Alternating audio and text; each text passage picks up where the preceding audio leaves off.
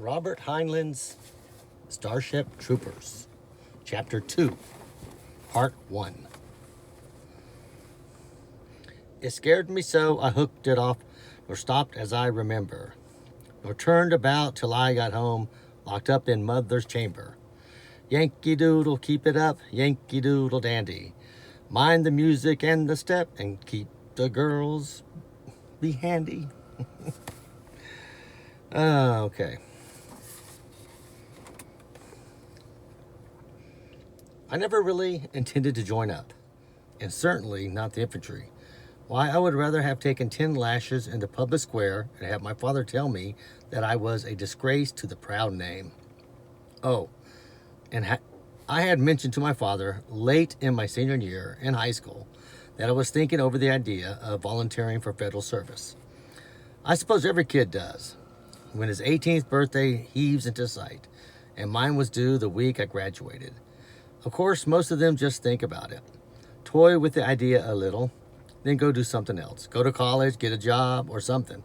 I suppose it would have been that way with me, if my best chum had not, with dead seriousness, planned to join up. Carl and I done everything together in high school.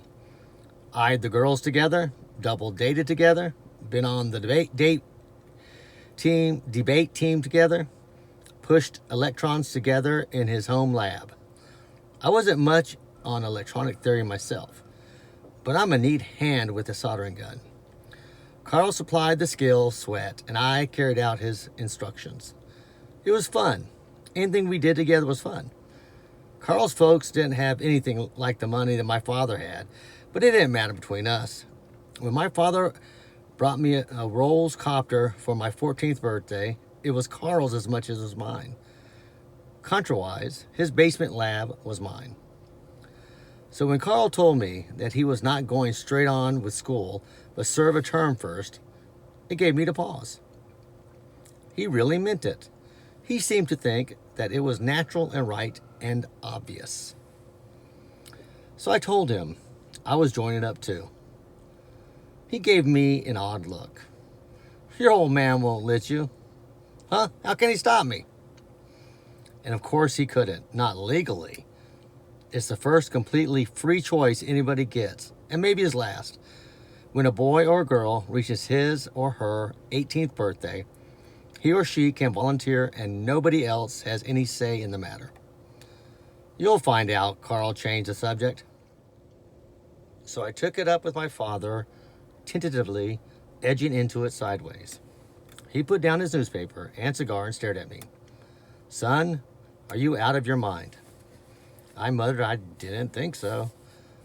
Well, it certainly sounds like it, he sighed. Still, I shouldn't have been expecting it. It's a predictable stage in a boy's growing up. I remember when you learned to walk and weren't a baby any longer.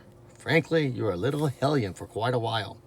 You broke one of your mother's mean vases on purpose, I'm quite sure.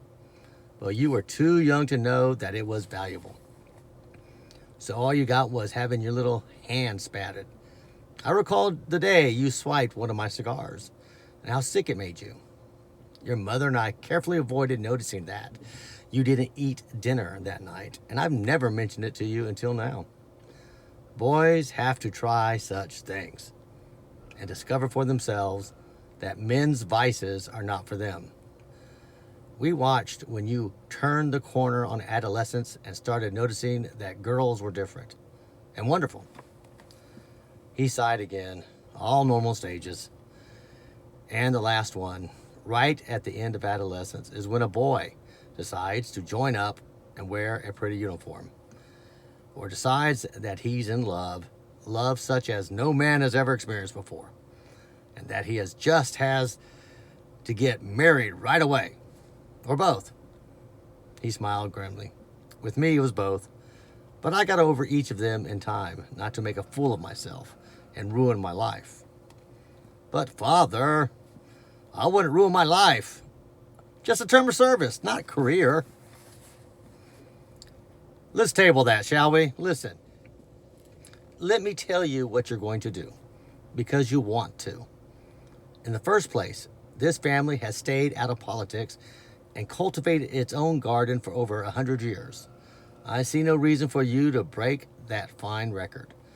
I suppose it's the influence of that fellow at your high school. What's his name? You know the one I mean. He meant our instructor in history and moral philosophy. A veteran, naturally, Mr. Dubois. A silly name. It suits him. Foreigner, no doubt. It ought to be against the law to use a school as undercover recruiting stations. I think I'm going to write a pretty sharp letter about it. The taxpayer has some rights. But Father, he doesn't do that at all. I stopped not knowing how to describe it. Mr. Dubois had a snotty, superior manner. He acted as if none of us was really good enough to volunteer for service. I didn't like him. If anything, he discourages it. Do you know how to lead a pig? Never mind. When you graduate, you're going to study business at Harvard. You know that? After that, you will go on to the Sorbonne, and you'll travel a bit along with it, meet some of our distributors, find out how business is done elsewhere. Then you'll come home and go to work. You'll start with the usual menial job, stock clerk or something, just for form's sake. But you'll be an executive before you can catch your breath. Because I'm not getting any younger, and the quicker you can pick up the lead, the better. As soon as you're able and willing, you'll be boss. There. How does that strike you as a program? As compared with wasting 2 years of your life? I didn't say anything. None of it was news to me. I thought about it. Father stood up and put a hand on my shoulder. Son, don't think I don't sympathize with you. I do. But look at the real facts. If there were a war, I'd be the first to cheer you on and put the business on a war footing. But there isn't, and praise God there will never be again. We've outgrown wars. This planet is now peaceful and happy, and we enjoy good enough relations with other planets. So what is this so-called federal service? Parasitism, pure and simple. A functionless organ.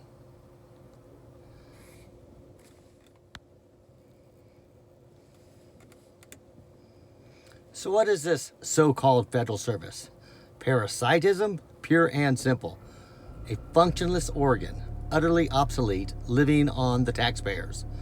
A decidedly expensive way for inferior people who otherwise would be unemployed to live at public expense for a term of years, then give themselves heirs for the rest of their lives.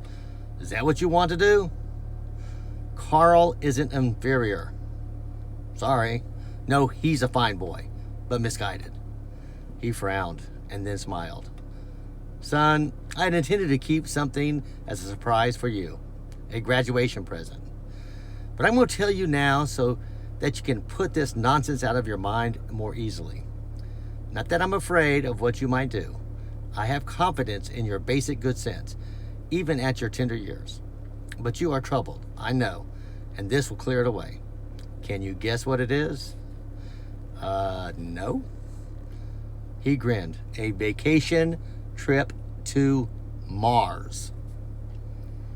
I must have looked stunned. Golly, Father, I had no idea. I meant to surprise you, and see, I did. I know how you kids feel about travel, though it beats me what anyone sees in it after the first time out. But this is a good time for you to do it by yourself. Did I mention that? And get it out of your system, because you'll be hard-pressed to get in even a week on Luna once you take up your responsibilities. He picked up his paper. Nah, don't thank me. Just run along and let me finish my paper. I've got some gentlemen coming in this evening shortly. Business. I ran along. I guess he thought that settled it. And I suppose it did too. Mars. And on my own. But I didn't tell Carl about it. I had a sneaking suspicion that he would regard it as a bribe. Well, maybe it was. Instead, I simply told him that my father and I seemed to have different ideas about it. Yeah, he answered.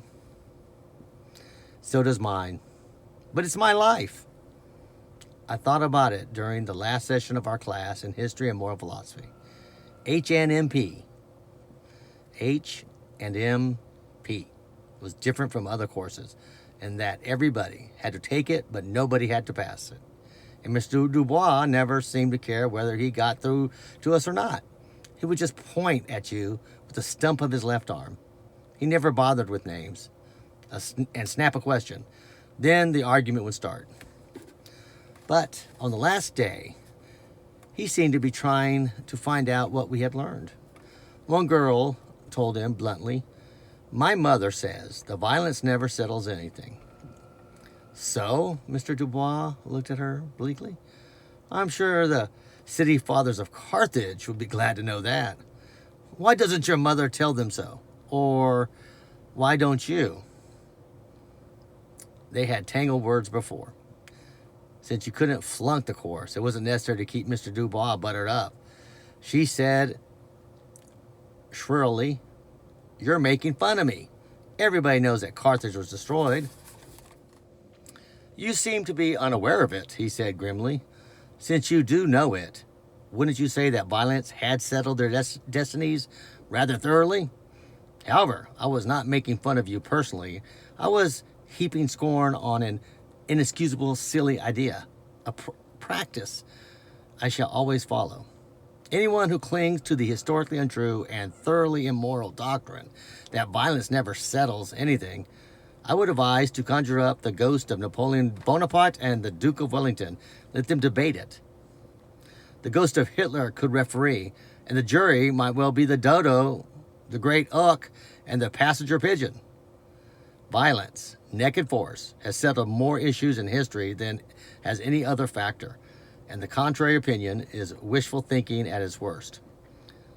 Breeds that forget this basic truth have always paid for it with their lives and freedoms." He sighed. "Another year, another class, and for me, another failure. One can lead a child to knowledge, but one cannot make him think." Suddenly, he pointed his stump at me. "You. What is moral difference, if any, between the soldier and the civilian?" "The difference," I answered carefully, "lies in the field of civic virtue. A soldier accepts personal responsibility for the safety of the body politic, of which he is a member, defending it, if need be, with his life. The civilian does not." "Yet, the exact words of the book," he said scornfully. "But do you understand it? Do you believe it?" "Of course you don't. I doubt if any of you here would recognize civic virtue if it came up and barked in your face." He glanced at his watch. "And that is all? A final all. Perhaps we shall meet again under happier circumstances." Dismissed.